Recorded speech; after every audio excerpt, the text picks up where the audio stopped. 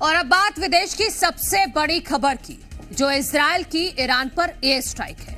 Israel में drone और मिसाइलों ने उड़ान भरी और ईरान के अलग अलग शहरों पर एयर स्ट्राइक की, लेकिन इस तूफान में हमले की सबसे ज्यादा चर्चा हो रही है और सवाल उठ रहे हैं कि क्या ईरान में मौजूद इजरायल की खुफिया एजेंसी मोसाद के एजेंट्स ने इस मिनी हमले में बड़ी भूमिका निभाई है।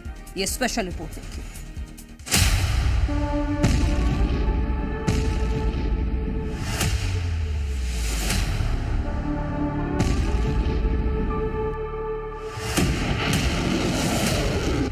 एक 120 घंटे बाद फिर से मध्य एशिया युद्ध की आशंका से थर्रा गया। अब की बार ईरान के शहरों में धमाकों की गूंज सुनाई दी। ये धमाके इजरायली एयर स्ट्राइक के थे। इजरायल के ड्रोन्स और मिसाइलों ने ईरान के 8 शहरों पर हमला कर दिया।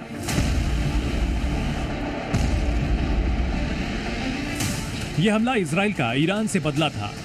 बीते शनिवार को ईरान ने इजरायल पर 300 ड्रोन और मिसाइलें दागी थी। इजरायल ने उसका जवाब ईरान के 8 शहरों में एयर स्ट्राइक से दिया।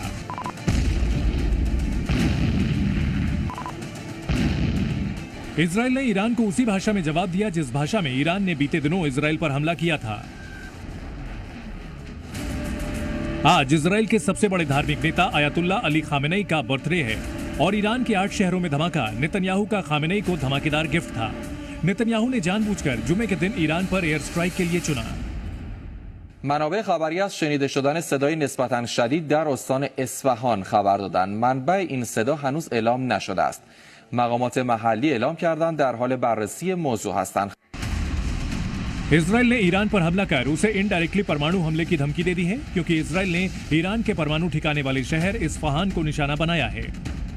इजरायल से इस्फहान की दूरी करीब 1500 किलोमीटर है और ईरान के इस शहर पर हमले के लिए इजरायल ने लंबी दूरी की मिसाइलों का ही इस्तेमाल किया। ईरानी मीडिया ने दावा किया कि इस्फहान में धमाके हुए। कुछ ने तो दावा किया कि मिसाइलें परमाणु प्लांट के बेहद करीब गिरी, लेकिन कोई भी मिसाइल परमाणु प्लांट पर नहीं गिरी। हमले के बाद इस्फहान के परमाणु प्लांट में एयर डिफेंस सिस्टम एक्टिव नजर आया। दो एयर डिफेंस सिस्टम के साथ ईरान के रिवॉल्यूशनरी गार्ड के सैनिक भी थे। ये तस्वीरें बताती हैं कि परमाणु प्लांट के आसपास कुछ तो गड़बड़ हुआ था। سلام، امروز 31 فروردین ساعت 5:45 دقیقه منطقه زردنجان اصفهان، این کوه انرژی هسته‌ای ساعت 5:45 صبح صدای انفجار 3 تیر اومد। ईरान ने न सिर्फ इजरायल की एयर स्ट्राइक को खारिज किया, बल्कि इस्फहान में अपने परमाणु प्लांट के भी सुरक्षित होने का दावा किया। दुनिया भर के देशों के परमाणु कार्यक्रम की निगरानी करने वाली संस्था international atomic energy agency IAEA ने भी दावा किया कि ईरान का इस्फहान परमाणु प्लांट किसी भी तरह से खतरे की जद में नहीं है। ईरान के लिए इस्फहान शहर एक बेहद संवेदनशील शहर है, क्योंकि यहाँ पर उसका मिलिट्री एयरबेस, एक मिसाइल प्रोडक्शन फैक्ट्री के साथ साथ परमाणु प्लांट भी है। ईरान दावा करता है कि इस्फहान के परमाणु प्लांट में परमाणु हथियार नहीं बल्कि परमाणु बिजली बनाई जाती है, और सबसे खास बात, ये परमाणु प्लांट चीन की मदद से बनाया गया है। इजरायल ने ईरान के इस्फहान के साथ साथ तेहरान, फोर्डो, अर्क, नतंज, खर्ग आइसलैंड, बुशेहर और बांदर अब्बास को निशाना बनाया है। ईरान पर हमले के बाद अब इजरायल की सेना ईरान को हुए नुकसान को जानने की कोशिश कर रही है। इजरायल ने सिर्फ ईरान पर ही हमला नहीं किया है, बल्कि इराक और सीरिया में भी एयर स्ट्राइक की है, लेकिन जितनी बमबारी ईरान पर की गई, इराक और सीरिया में उतनी नहीं की गई। मध्य एशिया में इजरायल के हमले के बाद महायुद्ध का खतरा मंडराने लगा है और अब तो ये परमाणु युद्ध की ओर बढ़ता हुआ दिखाई दे रहा है। ईरान के सैन्य कमांडर ने एक दिन पहले ही संकेत दिया था कि अगर इजरायल ने उसके परमाणु संयंत्रों को निशाना बनाया तो परमाणु युद्ध का खतरा बढ़ जाएगा। طرح‌های پدافند غیرعامل، استفاده از امکانات و تجهیزات بسیار. اگر هر گونه تهدیدی به اقدامی از سوی رژیم جعلی صهیونیستی علیه تأسیسات هسته‌ای کشور अपने ऊपर हुए हमले से ईरान भले इनकार करे, लेकिन उसे हकीकत पता है और बहुत मुमकिन है कि ईरान की ओर से भी इजरायल पर भीषण हमले को अंजाम दिया जाए। मध्य एशिया में बढ़ते तनाव पर संयुक्त राष्ट्र महासचिव ने देशों से विनाश रोकने की अपील कर दी है।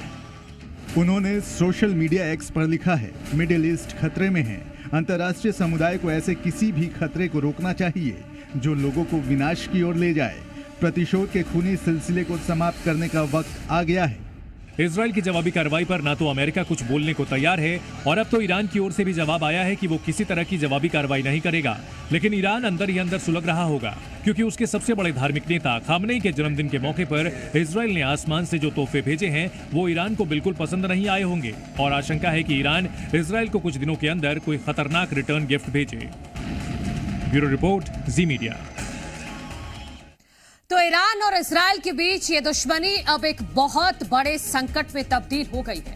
लेकिन ऐसा क्या हुआ जो दोनों के बीच बात इतनी बिगड़ गई, और कैसे ईरान की ये दुश्मनी अब यहूदियों के खिलाफ एक बड़ी लड़ाई बन गई है।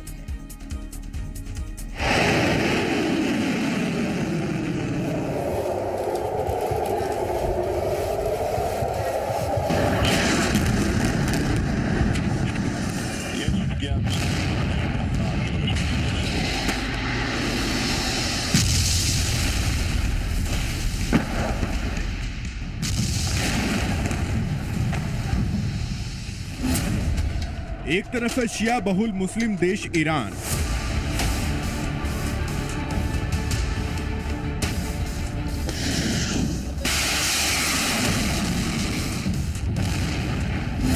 तो दूसरी तरफ यहूदियों का देश इजराइल।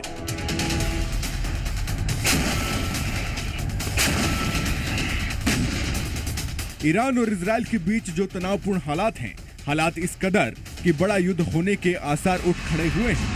दोनों देश एक दूसरे की सीमा में जाकर हमला कर चुके हैं। लेकिन क्या ये लड़ाई ईरान वर्सेस इजराइल है या फिर असली जंग यहूदी वर्सेस मुस्लिम है?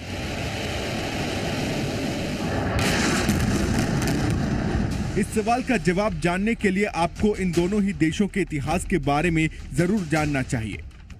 जिन दो देशों की वजह से आज वर्ल्ड वॉर की तरफ दुनिया बढ़ रही है, वो कभी दोस्त हुआ करते थे और ये दोस्ती पुरानी थी। लेकिन आज हालात ऐसे हो चुके हैं कि लंबे समय से प्रॉक्सी वॉर अब डायरेक्ट अटैक में बदल चुके हैं।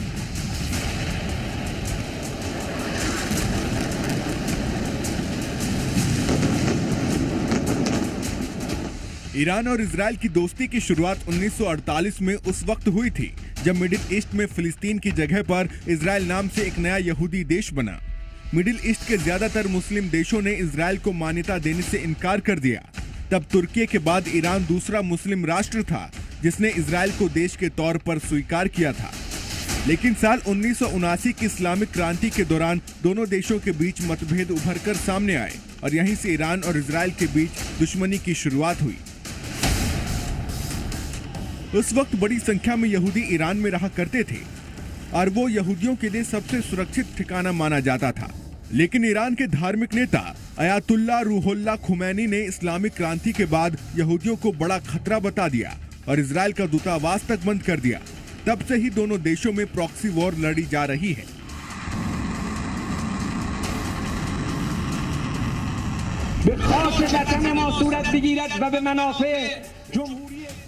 दुश्मनी की हालत यह है कि ईरान की सेना का अहम हिस्सा IRGC इजराइल को खत्म करने और यहूदियों के खिलाफ जिहाद छेड़ने की बात करते हैं और इजराइल के प्रति यही नफरत ईरान को यहां तक ले आई है। वहीं इजराइल की बात की जाए तो अपने अस्तित्व के लिए फिलिस्तीन और ईरान से आज तक लड़ाई करता आया है और अब ये मुस्लिम वर्सेस यहूदियों की लड़ाई वर्ल्ड वॉर शुरू करा सकती है, क्योंकि एक तरफ ईरान के साथ कई मुस्लिम देश हैं तो वहीं इजराइल के साथ अमेरिका खड़ा है। अगर युद्ध और भीषण हुआ तो कौन से देश किसके साथ आ सकते हैं, ये भी आपको बता देते हैं। इजराइल को जहां अमेरिका, ब्रिटेन समेत पश्चिमी देशों का साथ मिल सकता है, तो वहीं ईरान के साथ सीरिया, लेबनान, तुर्की, कतर, जॉर्डन भी आ सकते हैं। इसके अलावा रूस, जो कि सीरिया और इराक के संघर्ष के दौरान ईरान के साथ रहा, वो भी युद्ध में ईरान की मदद कर सकता है। जॉर्डन और सऊदी अरब ने भले ही इजराइल पर जा रही मिसाइलों को रास्ते में मार गिराया था, लेकिन उन्होंने साफ कर दिया था कि वो ईरान के साथ खड़े हैं। इसका मतलब यह हुआ कि पहले से ही हमास के साथ युद्ध लड़ रहे इजराइल को एक ही साथ दो मोर्चों पर बड़ी लड़ाई लड़नी होगी, जो कि पूरे वेस्ट एशिया के लिए एक बड़ा खतरा बनकर खड़ी है। ब्यूरो रिपोर्ट, जी मीडिया।